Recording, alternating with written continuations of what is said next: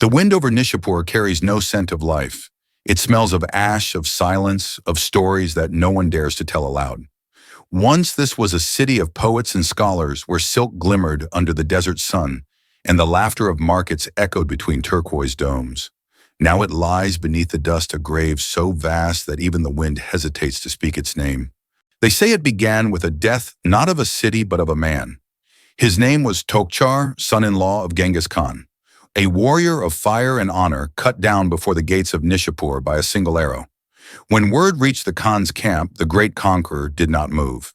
He only closed his eyes, but his daughter Khojin fell to her knees. Tokchar was not just her husband. He was her heart, the one who could calm the storm inside the daughter of the wolf. And when she held his blood-stained cloak in her hands, something inside her broke, and from that crack hatred poured out like molten iron. In the cold dawn that followed, Khojin stood before her father. The air in the tent was still. Genghis Khan looked at her, his eyes as ancient as the steppe. She did not weep. She simply said, "If he died there, then no one who lives there deserves to live." The Khan said nothing, but the silence was enough. When the order came, the armies of the steppe moved like a storm reborn. They surrounded Nishapur, tens of thousands of horsemen, black banners fluttering like wings of death. The city's people prayed to every god they knew. They offered gold silk surrender. But there was no surrender left to take. This was not war. It was vengeance wearing the armor of destiny. The first arrows fell at dawn. Each one carried fire. By midday, the walls of Nishapur burned as if the sun itself had descended to destroy them. The sky turned orange, then black. The screams of the dying mingled with the thunder of hooves. Children ran through the smoke, calling for their mothers, and the only answer was the hiss of fire. Khojin watched from the hill outside the city. Her face was calm, too calm, the kind that only the broken can wear. A hawk circled above her, its shadow crossing her eyes. When a general approached and asked, "When shall we stop?" she whispered, "When the wind no longer smells of them." 3 days. That was how long it took for Nishapur to vanish. Stone by stone, soul by soul. Some chroniclers wrote that 1.7 million people perished, others say fewer. But in truth, numbers do not matter when the ground itself refuses to bear the weight of the living. When the flames finally died, Khojin walked among the ruins. The air shimmered with heat. Bodies turned to dust at her feet. She knelt, scooped a handful of ash, and let it drift through her fingers. And for the first time, she wept not for the dead, but for herself. For she realized that vengeance had taken everything: her love, her mercy, her soul. Far away in his tent, Genghis Khan listened to the wind. He had won every battle a man could win, but as he closed his eyes that night, he felt the faint tremor of something that could not be conquered. The silence of a heart turned to stone. The wind howled again across the desert. It carried the ashes of Nishapur high into the endless sky where they danced with the stars, and perhaps among those stars Tokchar watched, wondering if love once burned could ever rise again. Even conquerors, it seems, cannot escape the fire they ignite. The wind that once carried ash now carries whispers, whispers of what happened after the flames. For Nishapur was not the end of war, it was a beginning of something darker. The Mongol Empire had learned that fear was stronger than any sword, and from the smoke of that ruined city, terror began to ride ahead of every Mongol horse. When the survivors of the Khwarezm Empire fled west, they spoke of shadows that breathed fire, of armies that moved faster than sound. Cities that once laughed at Genghis Khan now trembled at the mere mention of his name. The world had seen kings who conquered lands, but now it would see one who conquered memory itself. Still, even legends carry their ghosts. Khojin was not seen in court again. Some said she followed her father's army, silent and veiled like a spirit of vengeance, haunting every battlefield. Others claimed she vanished into the mountains where no one could hear her cry. But those who rode close to the Khan noticed something change in him. He spoke less. He smiled never. And when asked of his daughter, he would only say, "The wolf that bites the world must also bleed." The campaign pressed on.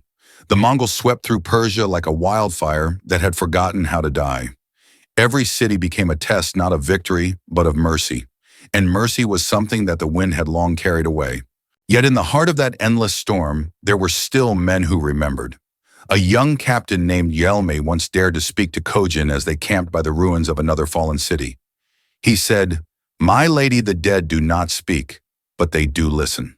Perhaps they have heard enough. Khojin looked at him, and in her eyes there was a flicker, faint as a dying ember. But she said nothing. She turned her gaze toward the horizon, where the ashes of Nishapur still drifted. That night the wind rose again. Yelmi would later swear he saw her walk into the dunes, her cloak trailing sparks, as if her very soul burned beneath it. In the morning she was gone.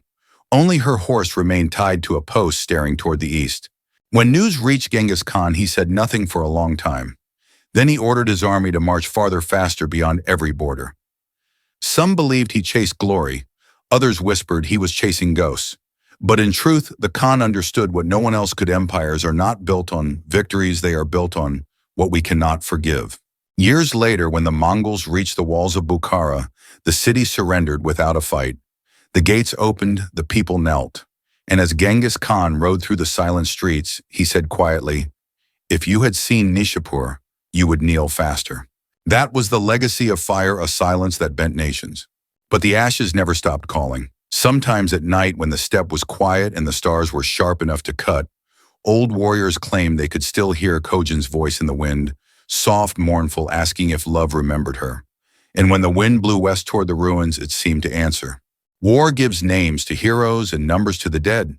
Yet in the story of Nishapur, even the conqueror fades behind the woman who could not bear her grief. Her vengeance became legend, but legends are only the bones of truth. The truth is simpler. She loved and she lost, and in her loss, she burned the world. The Mongols would go on to build the largest empire the earth had ever seen. They would unite the Silk Road, connect oceans, and shape the destiny of continents. But for all their power, they could not rebuild Nishapur.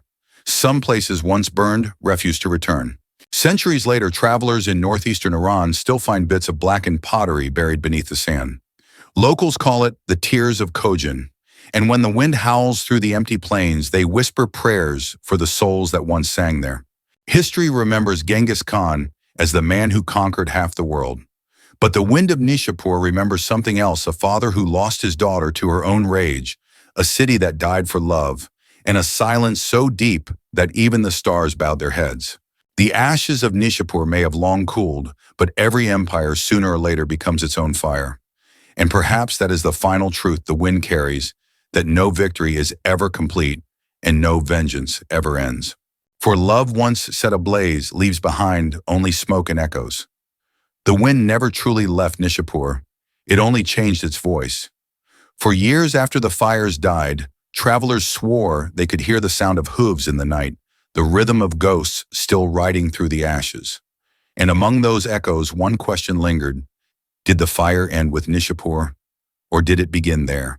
Genghis Khan had always believed that conquest was destiny, that the wolf was born to hunt, not to mourn.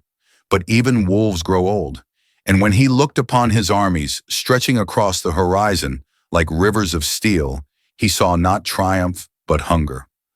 A hunger that would never be satisfied because it had learned to feed on more than land. It had learned to feed on fear.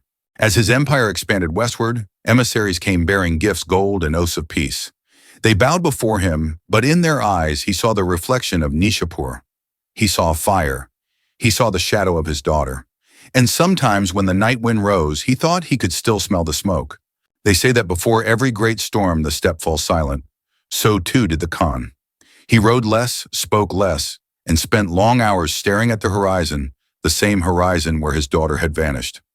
One evening, as the sun bled red across the grasslands, a shaman approached him. The man's face was painted with ash.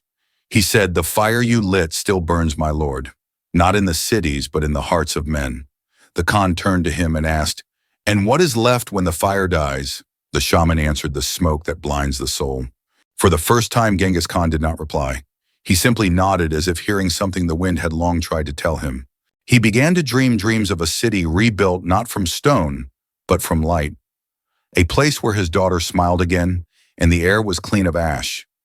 But when he woke, there was only the sound of hooves and the rustle of banners.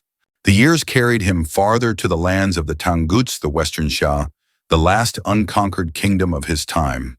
Old, wounded, yet unbroken, he led one final campaign.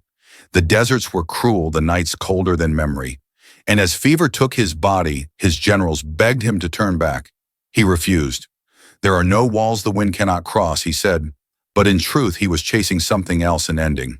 The chronicles say he died before the war was done, under the shadow of a crescent moon. His body was wrapped in silk and carried secretly back to Mongolia. No one knows where they buried him, the grass grew back, the earth sealed its secret. But some say that when the last spade of soil fell over his grave, the wind rose soft at first, then strong, as if the steppe itself sighed. The empire did not stop. His sons continued the march, his generals carried his name like thunder. But none of them ever spoke of Nishapur again. It was a name the wind alone remembered. Centuries passed. Empires rose, empires fell. The land healed, but the story endured, carried by poets, merchants, wanderers. Some told it as a warning, others as a myth. But all agreed on one thing, that love, when twisted by grief, burns hotter than any war. Today, the ruins of Nishapur lie quiet beneath the Iranian sun. Wildflowers bloom between the stones. Children play where once the gates stood. And when the evening wind moves through the fields, it lifts the sand into brief swirling flames, as if the city itself remembers. If you listen closely, you might still hear it. The laughter that once filled its streets, the scream that ended it, the whisper of a woman who could not forgive the world for taking what she loved.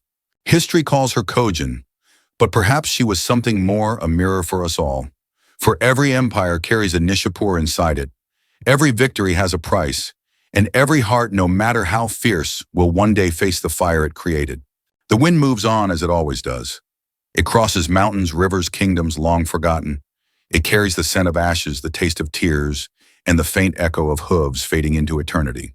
And if you close your eyes, you might feel it, that same breath of history brushing against your skin, reminding you that power fades, empires fall, but the stories never die.